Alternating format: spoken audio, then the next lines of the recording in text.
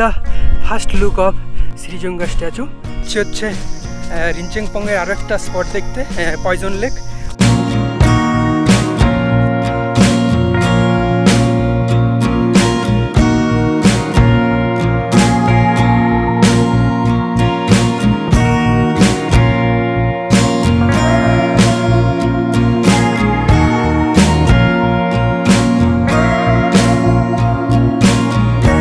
রবীন্দ্র স্মৃতিবন লেখা আছে। এই হচ্ছে রিনচেংপংয়ের ফার্স্ট স্পট রিকিসুম মনেস্ট্রি বা রিজিম মনেস্ট্রি।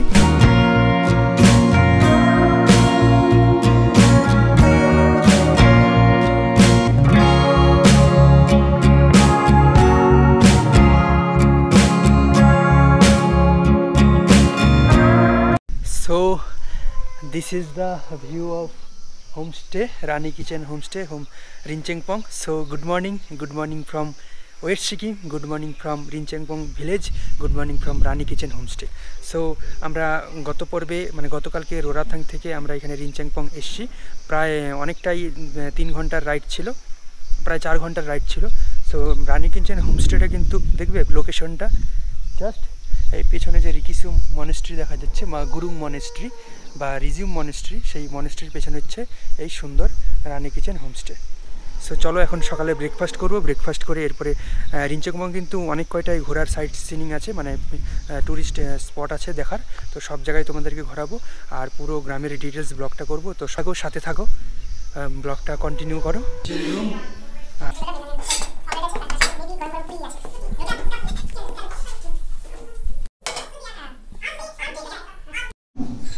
এখানে হচ্ছে জল গরম, এখানে ঠান্ডার সময় এটা কিন্তু বেশ আগুন তাপানোর জন্য পারফেক্ট একটা জায়গা, একটা বিশাল বড় দৃশ্য। দেখো এখানে নিচে বয়ে চলেছে নদী আর সুন্দর সুন্দর সরু রাস্তা, বেশ দারুণ ভিউ। মানে আজকে লাস্ট 2 দিন ধরে রোদ্রু উঠেছে, কিন্তু আজকে রোদ্রু ওঠার সাথে সাথে কিন্তু অনেকটা হাওয়া আছে। এটা হচ্ছে রিজিম মনেস্ট্রি বা রিকিসুম মনেস্ট্রি যাওয়ার রাস্তা। দেখো কি সুন্দর দুদিকে উইশ ফ্ল্যাগ। সো এটা হচ্ছে রানি কিচেন হোমস্টে আর তার পাশেই হচ্ছে এই মনেস্ট্রির একদম খুবই মনেস্ট্রির পাশেই হচ্ছে হোমস্টে। জাস্ট রিনচেংপং ঢোকার মুখেই হচ্ছে এই হোমস্টে। এই হচ্ছে রিনচেংপংয়ের ফার্স্ট স্পট রিকিসুম মনেস্ট্রি বা রিজিম মনেস্ট্রি, একে গুরুং মনেস্ট্রিও বলে। সো এখন হচ্ছে এখানে দেখো, এখন হচ্ছে এখানে রেনোভেশনের কাজ চলছে আর পুরোটাই দেখো সুন্দর উইশ ফ্ল্যাগ, বেশ সুন্দর একটা জায়গা। আর এখান থেকে নিচে সেই সুন্দর ভিউ, যেটা রিনোভেশন করছে। আর এইটা হচ্ছে আরেকটা নতুন মনেস্ট্রি, নতুন রিকিসুম মনেস্ট্রি। নেক্সট আর এই রাস্তা হয়ে আমরা এখন নেক্সট স্পটে যাব, রবীন্দ্র স্মৃতিবনে যাব, যেখানে আমাদের কবিগুরু রবীন্দ্রনাথ ঠাকুর খুব একটা স্মৃতি বিজড়িত একটা জায়গা। এই রিনচেংপংয়েই কিন্তু সিকিমে অবস্থিত। সো এনজেপি বা শিলিগুড়ি থেকে রিনচেংপংয়ের দূরত্ব কিন্তু প্রায় 125 কিলোমিটারের মতো। আসতে চাও তাহলে রিনচেংপংয়ে কিন্তু প্রায় ভাড়া 4,500 টাকা লেগে যাবে। শিলিগুড়ি থেকে তোমরা রিজার্ভ গাড়িতে আসো, আর যদি শেয়ার গাড়িতে আসো তাহলে এসএনটি বাস স্ট্যান্ডের পাশে যে জিপ স্ট্যান্ড আছে সেখান থেকে তোমরা শেয়ার ট্যাক্সিতে, শেয়ার জিপে চলে আসো জোরথাং থেকে আবার বাকিটুকু শেয়ারে আসা যায় এই রিনচেংপংয়ে। টোটাল জোরথাং থেকে রিনচেংপংয়ের ডিস্টেন্স কিন্তু খুব অল্পই, 40 কিলোমিটারের মতো। এই হচ্ছে রবীন্দ্র স্মৃতিবন। এখানে এখন আরও অনেক কিছু নতুন নতুন প্রকল্পের কাজ চলছে, রেনোভেশন করছে। এটা একটা চোরতেন, আর এই জায়গাটাতে বসেই রবীন্দ্রনাথ সেই বিখ্যাত কবিতা চিত্ত যেথা ভয় শূন্য কবিতাটা এখানে বসেই লিখেছিলেন। সো এটা একটা কিন্তু বেশ আমাদের বাঙালিদের জন্য খুব ভালো একটা জায়গা। আর কিন্তু এরা দেখো সিকিমিস, তাও রবীন্দ্রনাথকে কত ভালোবাসে, কত যত্নে এই জায়গাটাতে আবার নতুন করে রেনোভেশন করে নতুন একটা জায়গা, নতুন একটা সৌন্দর্য দেওয়ার চেষ্টা করছে। টপ বসার জায়গাটা আছে, সেখান থেকে এই পাশের সেই সুন্দর ভিউ দেখা যাচ্ছে। আর আমাদের বিশ্বকবি রবীন্দ্রনাথ ঠাকুর, তিনি সকল বিশ্বের মানুষের কাছেই পূজিত। এই সেই বিখ্যাত জায়গা যেখানে বসে উনি কবিতা লিখেছেন চিত্ত যেথা ভয় শূন্য। তো এই জায়গাটার কিন্তু অনেক ইম্পর্টেন্স আছে। রবীন্দ্র স্মৃতিবন দেখে আমাদের রিনচেংপংয়ের নেক্সট স্পট ছিল আজিং ফার্মস্টে, যেটি কিন্তু রিনচেংপং থেকে মাত্র 7 কিলোমিটার দূরে অবস্থিত।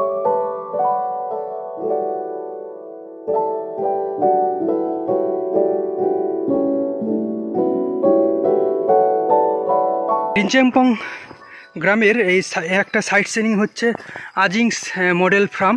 এখানে অর্গানিক ফার্ম, এটা একটা, এখানে অর্গানিক ফ্রুটস ওয়াইন পাওয়া যায় বিভিন্ন রকম। আর এই রাস্তা দিয়ে ধরে যেতে হবে, এই রাস্তা দিয়ে মোটামুটি এই সিঁড়িগুলো দিয়ে ওই সাইডটাতে মোটামুটি 100 মিটার নিচে নামতে হবে।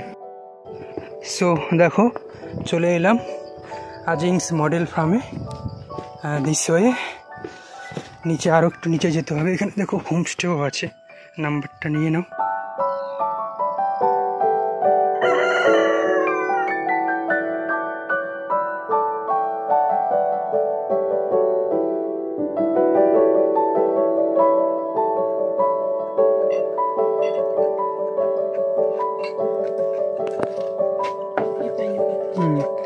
এটা পাইনঅ্যাপেলের ওয়াইন এটা।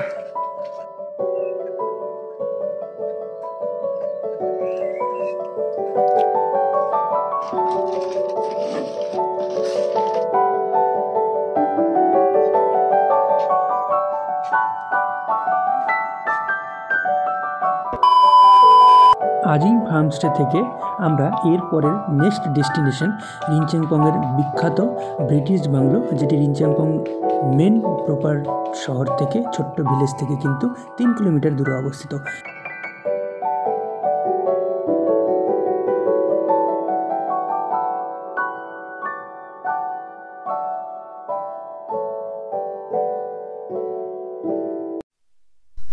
সো এখন আছি হচ্ছে রিনচেনপংয়ের যে ব্রিটিশ বাংলা আছে, 1800 দশকে এই বাংলোটা তৈরি করেছিল। সো এখন এই ব্রিটিশ বাংলোতে আছি। এখন আর এখানে কেউ থাকে না, এটা এখন অব্যবহৃত হয়ে গেছে। আর একমাত্র রিনচেনপংয়ের ব্রিটিশ বাংলো দেখো। আর বাংলোর পাশে কিন্তু বেশ ঘন পাইন ফরেস্ট আছে, সব ভগ্নাবশেষ এখন। দেখো ওই সাইডটাতে কত সুন্দর ভিউ। এই হচ্ছে রিনচেনপংয়ের ব্রিটিশ বাংলো।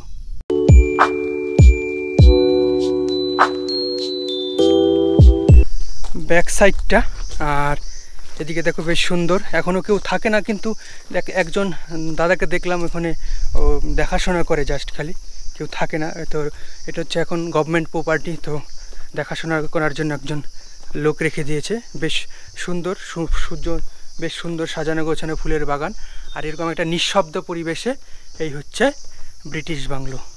সো এই হচ্ছে গেট, ওইখানে আমার পবিত্রর বাইক রাখা আছে।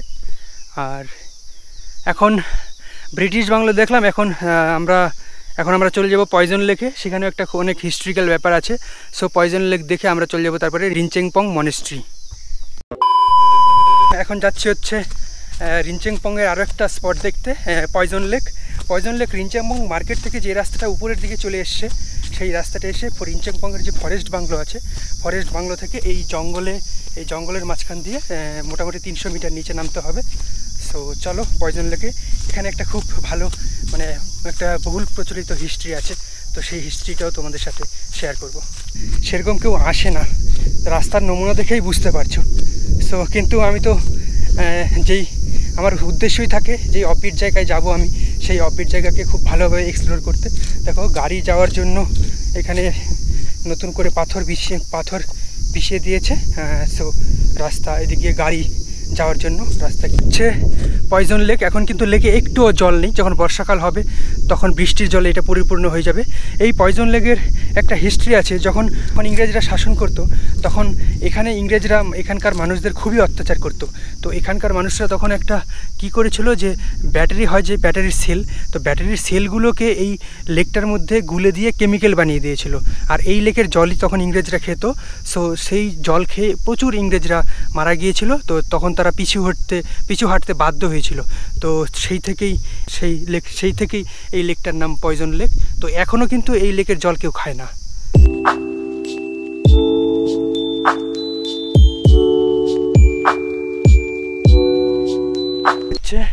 এই রাস্তা দিয়ে রিনচেনপং মনেস্ট্রি কিছুটা হেঁটে আসতে হবে। আর এখানে একটা হোটেল আছে, হোটেল ল্যান্ডস্কেপ। আর এই যে দূরে দেখা যাচ্ছে একদম সবুজ ঘাস চিরে, সঙ্গে উইশ ফ্ল্যাগস, ঘন ঘন পাইন ফরেস্টের, এবং কিছুটা হাঁটা পথে রিনচেনপং মনেস্ট্রি।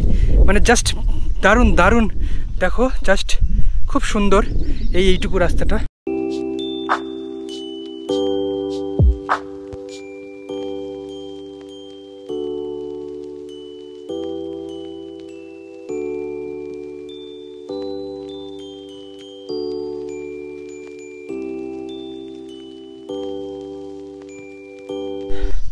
এই হচ্ছে রিনচেনপং মনেস্ট্রি, মানে রিনচেনপংয়ের মধ্যে সবচেয়ে সুন্দর জায়গা।